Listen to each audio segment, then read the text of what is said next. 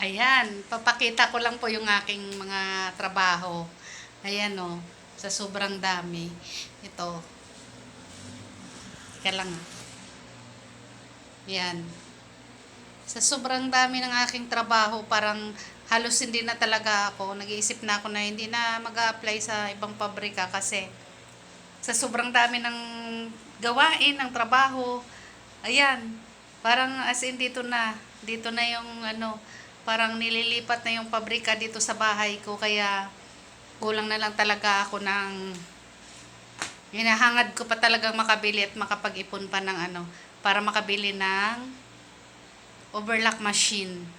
Para pa kasi pag may overlock machine, mas maraming gawa, mas malaki ang kita, 'di ba? Ayan oh.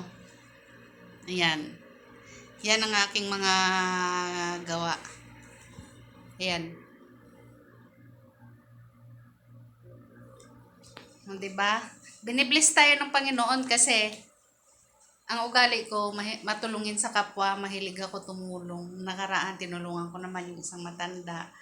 Tapos nung nagtrabaho ako sa company, yung matanda na stress kasi parang inaapi-api siya, matanda na siya. Tapos parang nahimatay siya, nasalo ko siya. Tapos yung basta tinulungan ko siya. Hanggang sa makarecover, dinala ko siya sa simbahan. Kaya yun, parang eto na ngayon, nung nag-resign ako sa trabaho kasi hindi maganda doon sa company na inalisan ko kasi sa tuwing gusto ng mga line leader, uutangan ka tapos hindi ka babayaran.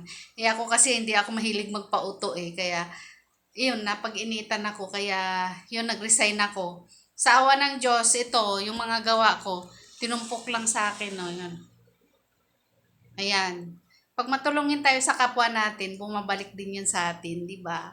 Yun lang yun.